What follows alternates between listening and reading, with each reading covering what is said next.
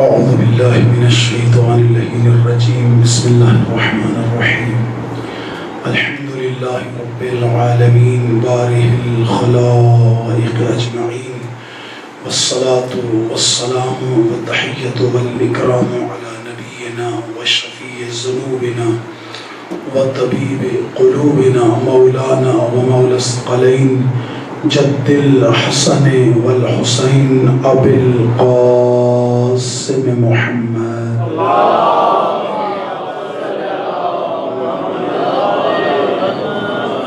وآله الطيبين الطاهرين المعصومين المنتجبين المنتحبين المظلومين الذين أذهب الله عنهم الرجس وطهرهم تطهيرا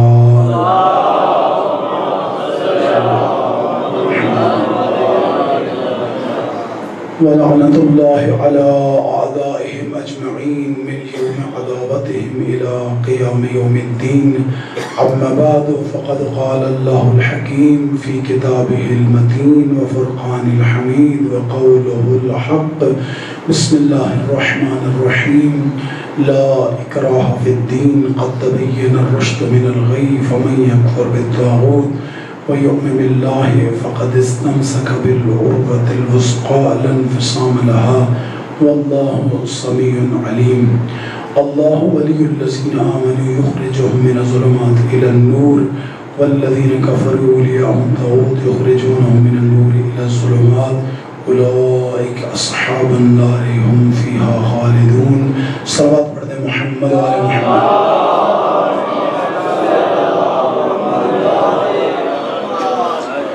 آغاز سخن اس دعا کے ساتھ خداوند عالم ہم سب کی نماز کو عبادت شمار فرمائے، اس عبادت کو اپنے قرب کا ذریعہ قرار دے اور زبان پر ایسے الفاظ لانے کی توفیق عطا فرمائے اس میں خداوند عالم کی رضا اور خوشنودی ولی دوران امام زمان علیہ السلام کی تعید شامل ہو. اس دعا کی قبولیت کے لیے خوبصورت ترین صلوات پڑھ دیں.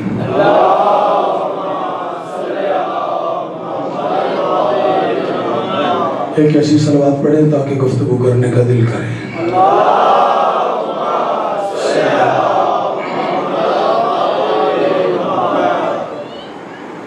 موضوع گفتگو ہمارا ولایت اور ہدایت اور اس کے لیے جن آیات مجیدہ کو سرنامہ کلام قرار دیا سورہ مبارکہ البقرہ اور اس کی آیت کا نمبر 256 اور 257 نمبر ہے. معروف آیات ہیں آیت الکرسی کی. ارشاد خداوند عالم ہے بسم اللہ الرحمن الرحیم لا اکراہ فی الدین. اللہ نے ارشاد فرمایا کہ دین میں کوئی جبر نہیں ہے. قد تبین الرشد من الغی، ہدایت اور گمراہی الگ الگ ہو چکی ہے. فمن یکفر بالطاغوت، پس جو بھی طاغوت کے ماننے سے انکار کرے وَيُؤْمِنْ بِاللَّهِ اور اللہ پر ایمان لائے فَقَدْ اسْتَمْسَكَ بِالْعُرْوَةِ الْوُثْقَى لَا انْفِصَامَ لَهَا، پس اس نے ایک مضبوط رسی کو تھام لیا جو کبھی ٹوٹنے والی نہیں. واللہ سمیع علیم، بتحقیق اللہ سننے والا بھی ہے اور اللہ جاننے والا بھی ہے. اس کے بعد میں اللہ ولی الذین آمنوا یخرجہم من الظلمات الى النور، اللہ جن لوگوں کا ولی ہے اللہ انہیں ظلمات سے نکال کر نور کی طرف لے کر آتا ہے. اس کے بعد فرمایا والذین کفروا اولیاء، اور وہ لوگ جنہوں نے کفر کیا ان کے ولی کافر ہیں.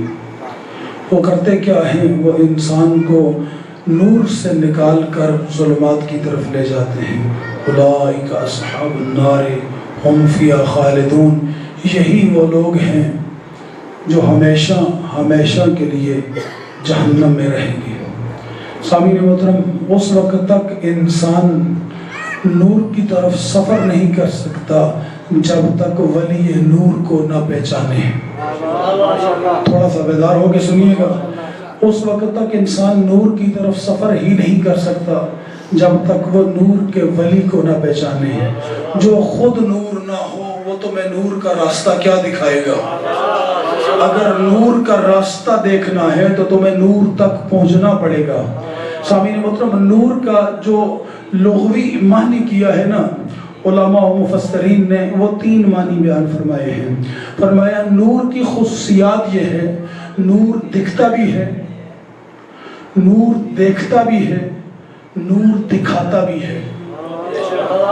3 جملے میں نے بیان فرمائے۔ لفظ سے نور کا جو معنی کیا ہے نا، نور کا، فرمایا نور دکھتا بھی ہے، نور دیکھتا بھی ہے اور نور دکھاتا بھی ہے۔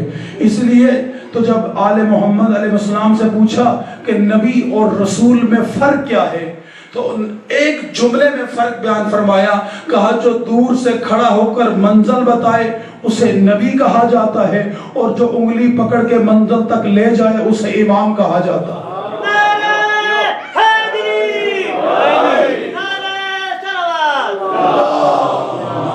صلی اللہ محمد، یعنی کتنا خوبصورت فرق ہے۔ نبی جو آپ کو ایک جگہ پر کھڑے ہو کر منزل بتائے اسے نبی کہتے ہیں، اور جو انگلی پکڑ کر منزل تک پہنچائے اسے امام اور ولی کہا جاتا ہے۔ سامعین محترم، لفظ سے ولی کا بھی ایک معنی ہے۔ اس معنی پہ بڑی محنتیں ہوئی لوگوں کی، اور اس معنی کے لیے جو سب سے زیادہ محنت کی گئی وہ یہ کہا گیا کہ اس لفظ کے معنی دوست ہیں۔ بڑا ذرا میں نے دقیق سے جملہ کہا ہے، خدا کرے میں اس جملے کو آپ کے ذہن تک منتقل کر سکوں۔ جو سب سے زیادہ محنت کی گئی اس لفظ کے لیے وہ یہ کہا گیا کہ اس کے معنی دوست کے ہیں۔ جب ہم نے لغت میں دیکھا، جو لغت شیعہ سنی کی نہیں ہوتی، تاریخ بھی شیعہ اور سنی کی نہیں ہوتی۔ تاریخ مورخ لکھتا ہے، یہ ضرور ہے کہ مورخ کے ذہن میں جس کی محبت ہوتی ہے اسی کے متعلق لکھتا ہے۔ یہ جملہ بڑا توجہ طلب جملہ تھا، جملے پہ غور کیجئے گا۔ میں کہتا ہوں میرا کوئی جملہ ضائع نہیں ہونا چاہیے۔ میں نے پہلے دن آپ کہا تھا کہ میں نے آج تک اپنی خطابت میں 19 سالہ ذاکری میں کبھی ممبر سے نعرہ نہیں لگایا۔ صرف اگر جملے کے اندر وزن ہو، آپ کو سمجھ آئے، اس قابل ہو کہ اس جملے کی تائید ہونی چاہیے، تو پھر تائید میں حوصلہ افزائی کر دیجیے گا اس طالب علم کی، ورنہ میرا مطالبہ نہیں ہے۔ اس لیے کہ ہماری تربیت جن اساتذہ نے کی ہے وہ یہ کہتے ہیں کہ اگر کوئی خطیب یا ذاکر نعرے کے لیے مجلس پڑھے نا، نعرے کے لیے بھی یعنی تو یہ بھی سمجھے اس کی نیاز کا مطالبہ ہے، یہ بھی ایک اس کی نیاز کا مطالبہ ہے، اور حسین کے در سے مطالبہ کرنا چاہیے، حسین کے چاہنے والوں سے نہیں۔ میں نے جملہ کہنا تھا جو کہہ دیا ہے۔ سامعین محترم، ہم جب دینے والے سخی ہیں موجود، یہیں پر ایک اور جملہ کہوں، کسی نے مولا کائنات سے کہا تھا نا کہ حاتم طائی بھی سخی ہے اور آپ بھی سخی ہیں۔ کہا وہ کیسا سخی ہے؟ تو کہا وہ ایسا سخی ہے کہ ایک ہی شخص کو 40 دروازوں پہ اگر ایک شخص آئے تو کسی دروازے سے خالی نہیں لٹاتا۔ مولا نے مسکرا کر کہا تھا وہ کیسا سخی ہے جو ایک سائل کو 40 دروازوں پہ گھما دے۔ سخاوت تو یہ ہونی چاہیے کہ جب ایک سائل ایک دروازے پہ آئے تو پھر اسے اتنا دیا جائے کہ اسے دوسرے دروازے پہ جانے کی ضرورت ہی نہ پڑے۔ جب ایسے سخی ہمارے پاس ہیں تو ہاں البتہ ایسے سخیوں کا نوکر بھی ویسا ہی ہونا چاہیے، ایسے سخیوں کا نوکر بھی قناعت پسند ہونا چاہیے۔ ایک مرتبہ روایت میں ہے کہ جناب میثم تمار کے گھر میں کئی دن سے فاقہ تھا۔ مولا کائنات کے دروازے پہ ایک دن صبح کے وقت دخل باب کیا، کہا یا علی میرے بچے بھوکے ہیں۔ مولا کے اپنے بچے بھی بھوکے تھے، لیکن علی سخی ہے نا، علی نے کہا یہ جو مٹی کا ڈیلا ہے نا، اس ڈیلے کو اٹھاؤ۔ علی نے ہاتھ نہیں لگایا، کہا اس ڈیلے کو اٹھاؤ۔ جب میثم نے مٹی کے ڈیلے کو اٹھایا، جب اٹھا رہے تھے تو ڈیلا تھا، جب ہاتھ میں آیا تو سونا تھا۔ جب ہاتھ میں آیا تو وہ ڈیلا نہیں سونا تھا۔ مولا نے کہا جا لے جا، تیرے بچوں کا رزق ہے۔ میثم نے وہیں پر اس مٹی کے ڈیلے کو توڑنا شروع کیا، توڑ کر اتنا سا ٹکڑا اس میں سے لیا اور چل پڑے۔ کہا میثم یہ باقی کیوں چھوڑ گئے ہو؟ کہا جس کے پاس آپ جیسا مولا ہو اسے اس کی کیا ضرورت ہے؟ جس کے پاس آپ جیسا سخی مولا ہو پھر اسے اس ڈھیلے کی، اس سونے کی کیا ضرورت ہے؟ آج آپ نے مشکل کشائی کر لی ہے، جب پھر مشکل پڑے گی مشکل کشا کا دروازہ موجود ہے۔ سامعین محترم، بس انسان کا یعنی جیسا امام ہو، امامون کو بھی کم از کم اپنے امام کی معرفت ہونی چاہیے کہ یہ ایک ہی دن میں ایک ہی وقت میں ڈیلا نہیں بنا سکتے، یہ جب چاہیں، جس جگہ چاہیں، جس وقت چاہیں یہ مٹی کو سونا بنا سکتے ہیں، یہ مٹی کو سونا بنا سکتے ہیں۔ اور سامعین محترم، یہ اللہ مٹی کا سونا بننا عدل نہیں ہے، یہ اللہ کا فضل ہے۔ جملہ ایک اور ہدیہ کرنا چاہ رہا ہوں، پیچھے والے دوست ابھی بھی کچھ تھوڑے سے پریشان ہیں، وہ بھی میرے ساتھ شامل ہو جائیں۔ یہ جو مٹی کا سونا بننا ہے نا، یہ عدل نہیں ہے، یہ اللہ کا فضل ہے۔ عدل میں اور فضل میں کیا فرق ہے؟ سائنسدان کہتے ہیں کہ یہ جو ہیرا نکلتا ہے نا، یہ کوئلے کی کان سے نکلتا ہے۔ ان کا سائنسدانوں کا علم یہ بتاتا ہے کہ 100 سال تک جب کوئلہ ایک کان کے اندر بند رہتا ہے تو پھر اچانک اس کے اندر کوئی کیمیائی تبدیلی پیدا ہوتی ہے، اور اس تبدیلی کے نتیجے میں یہ جو کوئلہ ہے ہیرے میں بدل جاتا ہے۔ یہ جو کوئلہ ہے یہ ہیرے میں بدلتا ہے۔ یعنی علم یہ کہ علم کے مطابق وہ ٹھیک کہہ رہے ہیں کہ اگر 100 سال بعد کیمیائی تبدیلی کی وجہ سے جو کوئلہ ہیرے میں بدلے تو یہ عدل ہے۔ 100 سال کے بعد اگر کسی کیمیائی تبدیلی کی وجہ سے، علم یہ کہتا ہے نا کہ 100 سال کے بعد اگر کوئلہ ہیرے میں بدلے کسی کیمیائی تبدیلی کی وجہ سے تو یہ ہے عدل۔ لیکن اگر امام علیہ السلام اپنی عبا زمین پر بچھائیں اور زمین سے کنکر اٹھا کر عبا پر ڈالیں، جب تک وہ زمین پہ ہو وہ کنکر ہو، اور ادھر امامت کا ہاتھ لگے اب کنکر نہ رہے وہ ہیرے میں بدل جائے، یہ عدل نہیں فضل ہے۔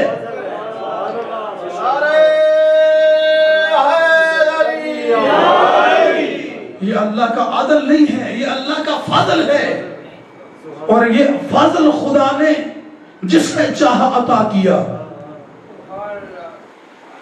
یہ اور بات ہے کہ ہم بھی آل محمد کے چاہنے والے ہیں، میسم بھی چاہنے والے تھے، لیکن ہم میں اور میسم میں بڑا فرق ہے۔ ایک جملہ بیان کر دوں یہاں پر، ہم میں اور میسم میں کیا فرق ہے؟ پریشان تو نہیں ہوں گے؟ بس پریشان نہیں ہونا ان جملوں پہ، جو میں ساتھ ساتھ دونوں ذمہ داریاں، یہ جو لباس امام پہنتے ہیں نا، کچھ اس کی ذمہ داریاں ہیں اور کچھ آپ کی ذمہ داریاں ہیں۔ میں چاہ رہا ہوں کہ دونوں ذمہ داریاں ساتھ ساتھ چلتی رہیں۔ ہم میں اور میسم میں کیا فرق ہے؟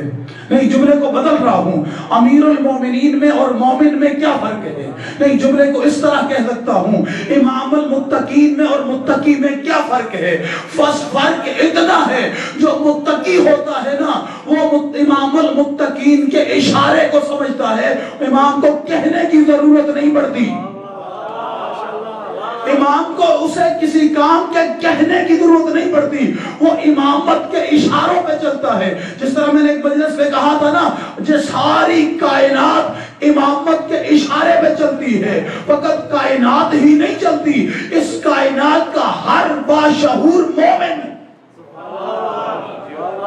اس جملے کی آپ نے لذت محسوس نہیں کی، میں نے جو جملہ کہنا چاہ رہا ہوں، یہ جملہ ہمارے اذہان میں جب تک محفوظ نہیں ہوگا اس وقت تک اس دروازے کی کما حق کہو جو فضیلتیں ہم درک ہی نہیں کر سکتے، ہم کما حق کہو اس دروازے کی عظمت ہی نہیں پہچان سکتے۔ سامعین محترم، جملہ یہ کہنا چاہ رہا تھا کہ جب امامت کا ہاتھ کسی جو ہے پتھر کے ساتھ بھی مس ہوتا ہے نا تو وہ پتھر بھی کیا ہوتا ہے؟ وہ سونے کا بن جاتا ہے۔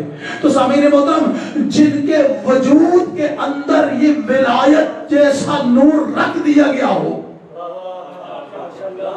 پھر ان کی قیمت کیا ہونی چاہیے۔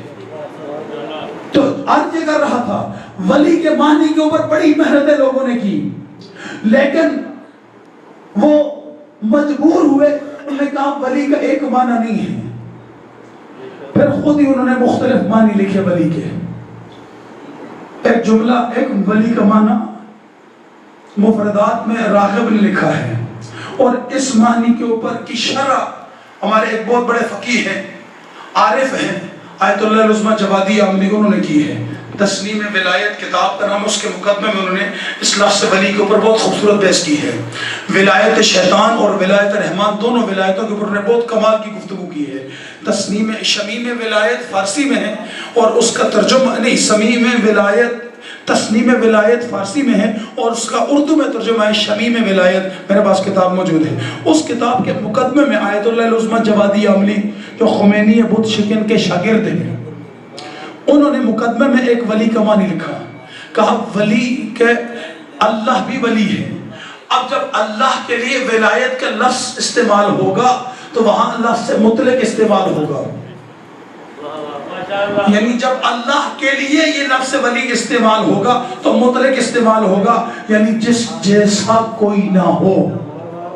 لیکن جب اللہ کے کسی مخلوق کے لیے لفظ ولی استعمال ہوگا، یعنی اگر یہی لفظ ولی رسول کے لیے استعمال ہو یا یہی لفظ ولی امام کے لیے خدا استعمال کرے، تو پھر اللہ اس کے معنی یہ ہوں گے ایسے دو جن میں تیسرا کوئی نہ ہو۔ نہیں، جملے کو یہ مشکل جملہ ہے نا، بحث تھوڑی سی مشکل ہے کیونکہ مجتہدین آسان بحث نہیں کرتے، مشکل بحث کرتے ہیں سامعین محترم، لیکن یہ جملہ اگر آپ سمجھ گئے نا تو انشاءاللہ آپ کو اس کی لذت آئے گی۔ یعنی ایسے دو جن کے درمیان میں کوئی نہ ہو۔ اللہ ولی ہے جس کو اس نے ولی بنایا، اس کے اور اللہ کے درمیان پھر تیسرا کوئی نہیں آ سکتا، یعنی جب تک رسول ولی ہیں اللہ اور رسول کے درمیان کوئی تیسرا نہیں آ سکتا۔ ہاں جو بھی آئے گا رسول کے بعد آئے گا، جو بھی آئے گا رسول اللہ کے بعد آئے گا۔ جب رسول اللہ کے بعد علی ولی ہے تو پھر اللہ اور علی کے درمیان میں کوئی نہیں آ سکتا، جو بھی آئے گا وہ علی کے بعد آئے گا۔ جب مولا حسن ولی ہوں گے تو پھر جو بھی آئے گا وہ ان کے بعد ہوگا۔ جب امام زمان ولی ہے جو اس زمانے کے، تو پھر جو بھی آئے گا وہ امام زمانہ کے بعد آئے گا۔ اللہ اور ولی دورہ امام زمان کے درمیان بالکل کوئی فاصلہ نہیں ہے، یعنی یہ دونوں ساتھ ملے ہوئے ہیں۔ اس ساتھ ملے ہوئے کا مقصد کیا ہے؟ کیوں اللہ نے ولی کو اپنے ساتھ جوڑ کے رکھا؟ کہا اس لیے کہ جو کچھ ادھر سے ادھر جائے گا وہ بھی ولی کے ذریعے جائے گا، اور جو ادھر سے ادھر آئے گا وہ بھی ولی کے ذریعے آئے گا۔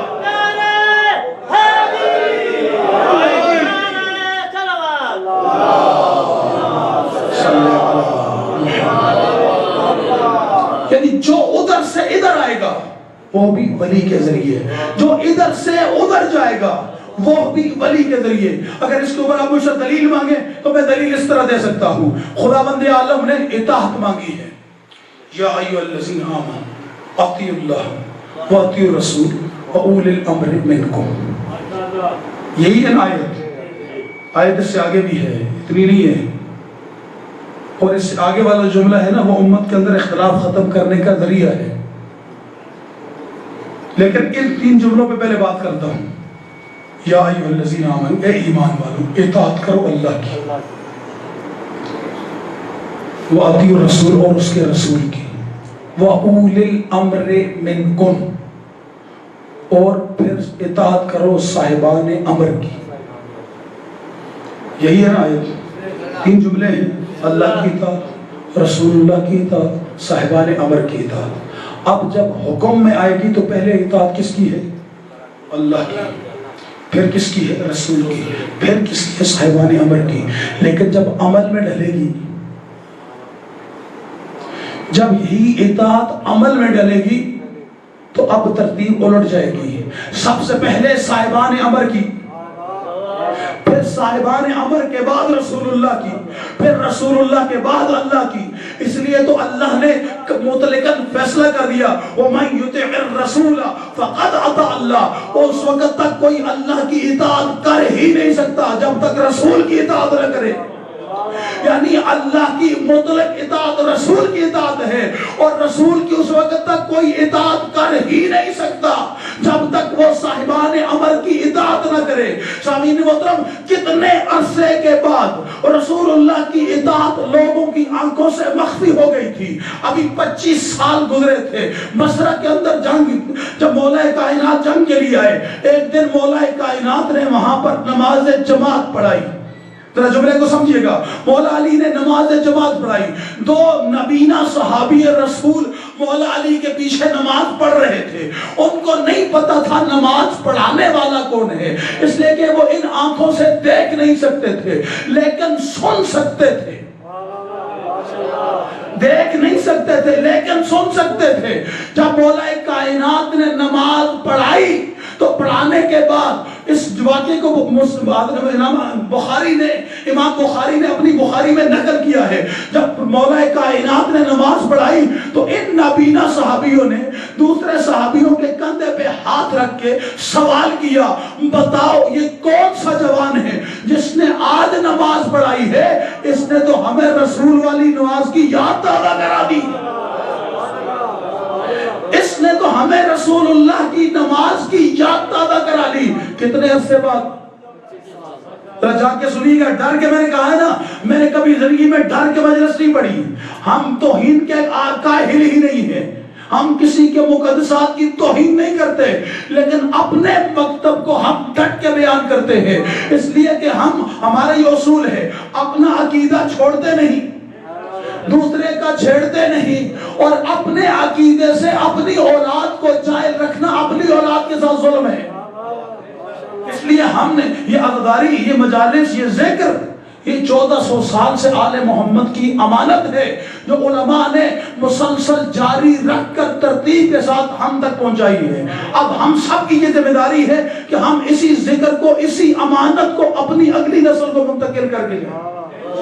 اس لیے حقائق بیان کرنے میں کوئی عیب نہیں ہے، نہ کبھی ڈر کے بیان کیے ہیں، نہ کبھی انشاءاللہ اس بارے میں سوچا ہے.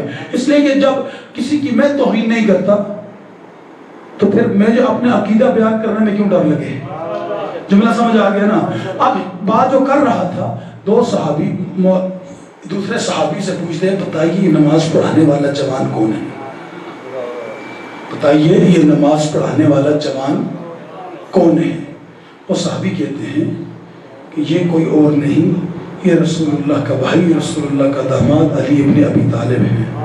وہ فرماتے ہیں کہ 25 سال کے بعد اس شخصیت نے ہمیں رسول اللہ والی نماز یاد کرا دی.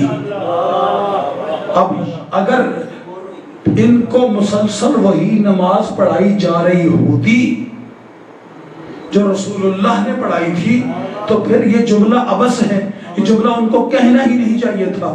یعنی ان 25 سالوں میں کچھ تو تبدیلی آئی تھی. جا کے سنیے، ان 25 سالوں میں کچھ تو تبدیلی آئی تھی. اچھا نہیں، تھوڑا سا روک کے اسی نماز پہ ایک جملہ اور کہنا چاہ رہا ہوں. ہمارے کتنے امام ہیں؟ 12 کے 12 ہاتھ کھولنے کے اوپر اپنا حکم رکھتے ہیں. کسی ایک امام نے بھی یہ نہیں کہا کہ ہاتھ باندھ کے نماز پڑھو. ہمارے برادران اہل سنت کے 4 امام ہیں، ٹھیک، ان 4 میں اختلاف ہے. ایک کہتے ہیں ہاتھ یہاں رکھو، ایک کہتے ہیں نہیں ناف کے اوپر ہاتھ ہونے چاہیے، ایک کہتے ہیں ناف کے نیچے ہاتھ ہونے چاہیے، اور ایک جو ہے امام مالک کہتے ہیں کہ ہاتھ کھلے ہونے چاہیے. اور مصر میں اور سعودی عرب میں آج بھی مالکی مکتب کے لوگ ہاتھ کھول کے نماز پڑھتے ہیں. کبھی سوال کریں کیوں ہاتھ کھول کے نماز پڑھتے ہیں؟ وہ جواب میں یہ کہیں گے کہ چونکہ امام مالک مدینے کے رہنے والے تھے. جملہ جو میں کہنا چاہ رہا تھا میں نے کہہ دیا ہے. میں نے کہا نا ہر جملے میں زور نہیں ہوتا، ہر جملہ زور سے کہنا ضروری ہوتا، بعض جملوں میں زور ہوتا ہے. اگر آپ جا کے سنیں گے، انہوں نے کہا چونکہ امام مالک مدینے کے رہنے والے تھے، انہوں نے وہ ایک صحابی رسول کے بیٹے تھے، ان کو بابا جس طرح نماز پڑھتے تھے وہ بھی خود بھی اسی طرح پڑھتے تھے، لیکن فتوے میں انہوں نے یہ نہیں لکھا کہ جیسے میرے بابا پڑھتے تھے میں ویسے ہی پڑھتا ہوں. اس جملے پہ توجہ کیجیے گا. فتوے میں انہوں نے یہ نہیں لکھا کہ جیسے میرے بابا پڑھتے تھے میں ویسی پڑھتا ہوں، بلکہ اپنے فتوے میں انہوں نے لکھا کہ میں مسجد نبوی میں گیا، وہاں رسول اللہ کا فرزند امام محمد باقر نماز پڑھ رہے تھے، ان کے ہاتھ کھلے ہوئے تھے. جا کے سنیے کہ ان کے ہاتھ کھلے ہوئے تھے. بس مجھے یقین ہو گیا جو نماز رسول اللہ نے پڑھی ہے وہی ان کا نواسہ محمد باقر پڑھ رہا ہے. جو نماز رسول اللہ نے پڑھی ہے وہی. اور ان کے عشق کے متعلق یہ لکھا ہے ایسے عاشق تھے مدینے کی گلیوں میں جوتیاں پہن کے نہیں چلتے تھے, کہیں مبادا اس جگہ پہ جوتی نہ آ جائے جہاں میرے نبی کا قدم لگا ہو.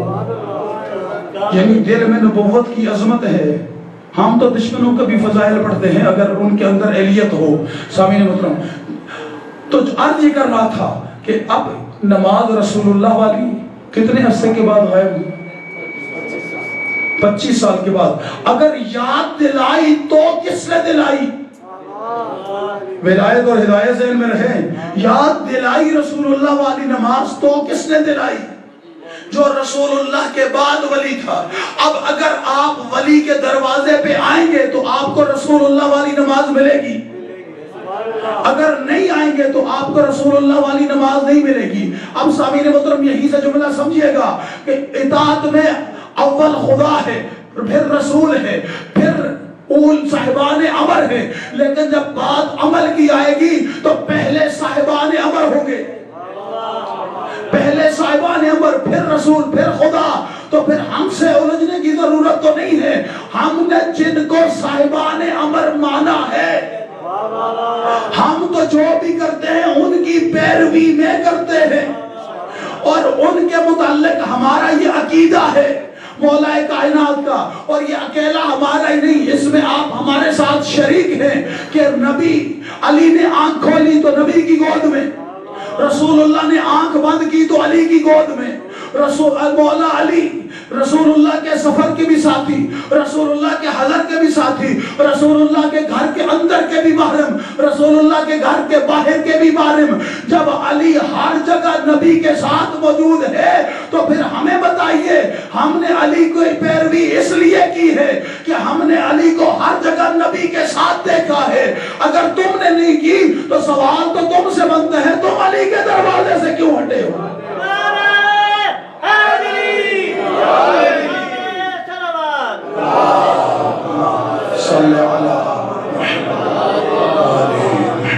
تو ولی کے معنی ایسے جو ایسے دو جن کے درمیان میں تیسرا نہ ہو. ذہن میں ہے نا, ایسے دو جن کے درمیان میں تیسرا نہ ہو. اب جو کچھ ادھر سے آئے گا وہ بھی ولی کے ذریعے, جو ادھر سے جائے گا وہ بھی ولی کے ذریعے.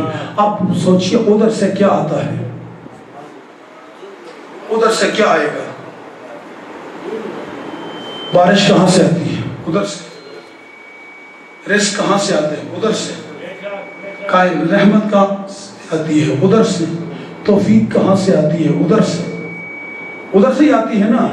یعنی کائنات کی جتنی نعمات ہیں آتی ہیں ادھر سے, لیکن آپ کو اور مجھے ڈائریکٹ نہیں دی جاتی. آپ کو اور مجھے ڈائریکٹ نہیں دی جاتی. اگر نہیں یقین آتا پھر دلیل بیان کرتا ہوں. سامعین محترم دیکھیں, اللہ کے متعلق یہ ہمارا عقیدہ ہے, اللہ وحدہ لا شریک ہے, لیس کمثلہ شیء ہے, ان اللہ علی کل شیء قدیر ہے. وہ ہر چیز پر قدرت رکھتا ہے, اس کی ہر چیز پر اس کا علم احاطہ رکھتا ہے. وہ اس کی کوئی کائنات میں مثال ہے ہی نہیں. یہی ہمارا توحید کا عقیدہ ہے نا. جب یہ عقیدہ ہے ہمارا کہ اس کا علم بھی اعلیٰ ہے, وہ کائنات کے ہر ذرے کا علم رکھتا ہے, تمام کائنات پر اس کا علم محیط ہے, وہ ہر چیز پر قدرت رکھتا ہے. ایسا ہی ہے نا, یہی عقیدہ ہمارا نا توحید کے متعلق. ڈر کے نہ سنیے گا یہ آل محمد کی بیان کردہ توحید ہے یا خود خالق کی بیان کردہ توحید ہے, لیکن اس توحید کو منوانے کے لیے اس نے کسی زبان کا سہارا لیا ہے. جملے کو سمجھیے گا, جملے کو سمجھیے. اس توحید کو منوانے کے لیے اس نے کسی زبان کا سہارا لیا ہے. اس نے کہا میرے حبیب آپ ان سے کہہ دیجئے قل هو اللہ احد. دلیل دے رہا ہوں آپ کو, قل هو اللہ احد. حبیب آپ ان سے کہہ دیجئے اللہ احد ہے. میرے اللہ تو قادر مطلق تھا, تو اپنے آپ کو خود بھی بنوا سکتا تھا, پھر تو نے حبیب کی زبان کو کیوں استعمال کیا؟ کہا اس لیے تاکہ جب بھی کوئی میرے دربار میں آنا چاہے تو ایک مرتبہ سوچے جب اس نے اپنے آپ کو ان کے بغیر نہیں بنوایا تو تمہیں ان کے بغیر کیسے قبول کرے گا؟ امام نعرہ ہے جب وہ اپنے آپ کو ان کے بغیر نہیں منواتا تو پھر تمہیں ان کے بغیر کیسے قبول کرے گا؟ سامعین محترم، اب اسی طرح اس نے بہت سارے کام کیے جو کل کے ساتھ، اگر آل محمد کی مودت بھی منوائی ہے نا تو کل کے ساتھ. یہی ایک جملہ آپ کو تھوڑا سا بیدار کرنے کے لیے کہہ کے آگے بڑھ رہا ہوں. جس زبان سے توحید منوائی نا، جس زبان سے توحید منوائی، اسی زبان سے کہا حبیب آپ ان سے کہہ دیجئے قل، حبیب آپ ان سے کہہ دیجئے قل لا اسألکم علیہ اجرا الا المودۃ فی القربى. میرے اللہ تو ڈائریکٹ منوا دیتا، میرے اللہ تو ڈائریکٹ منوا دیتا. یہ بھی تو کہہ سکتا لا اسألکم علیہ اجرا. تو نے 5 نبیوں کا سورہ شعراء میں ذکر کیا، لیکن کسی نبی کا نہیں کہا کہ آپ اپنی رسالت کا اجر مانگو. ہر نبی نے اپنی توحید کی دعوت کا ذکر کرنے کے بعد ایک ہی جملہ کہا ان اجری الا علی اللہ. میرا اجر تو اللہ کے پاس ہے. پھر جب ان کی بات آئی تو پھر یہاں پر تو نے کیوں کہہ لگائی قل حبیب آپ ان سے کہہ دیجئے. کہا کہ وہی لفظ جو اپنی توحید کو منوانے کے لیے استعمال کیا تھا، اسی لفظ کے ساتھ آل محمد کی مودت کو واجب کر رہا ہوں، تاکہ ان کو احساس رہے کہ یہ جس زبان سے کے ذریعے سے ہم نے توحید مانی ہے، اسی زبان کے ذریعے سے مودت واجب ہوئی ہے. اگر ہم نے مودت کا انکار کیا تو وہ اکیلی توحید بھی قبول نہیں کرے گا.